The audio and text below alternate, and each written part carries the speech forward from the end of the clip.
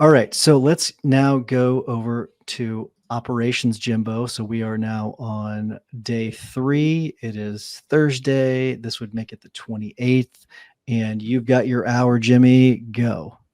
So if I have 1 hour to look at my operations, I'm going to spend that hour looking at our accountability chart or our org chart, trying to figure out what are the 5 most important things for each role.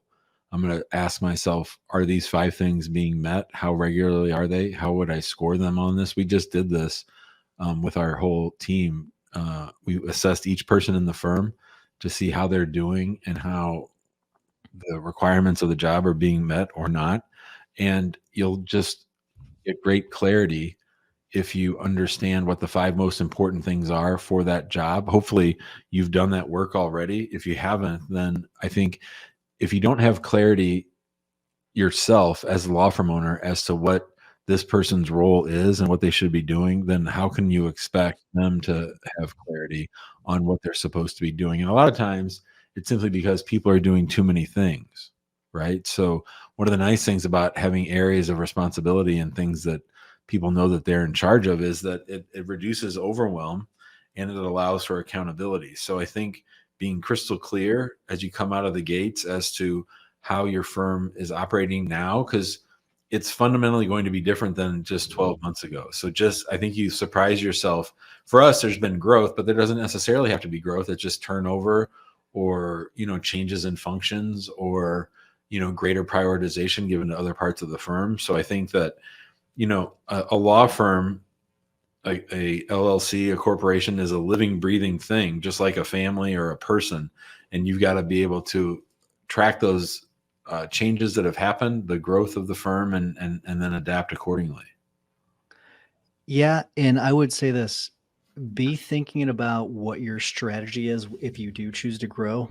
Um, so we have actually a very specific way that we are adding each team, and it's something that we had to sort of think out because anybody that works in pods, if you think about it, it's very expensive every time you add a new team. Okay. Every time you add a new team, especially if people that have 3, 4, 5 people in their team, if you've got, 1 or 2 people, it's cheap. Or if it's one person, it's not a team. But if you have two or more, it can be pretty expensive. So instead of adding a case manager plus an attorney and then maybe, a litigation assistant, like that's 3 people. That's a lot of salaries. That's a lot of overhead.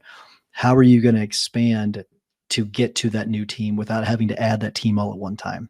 And so be thinking about things like that. How are you going to, whenever you're looking at that org chart, like Jim's talking about, how do you do that? Which person do you hire first? And then which one do you hire second? Which one do you hire third?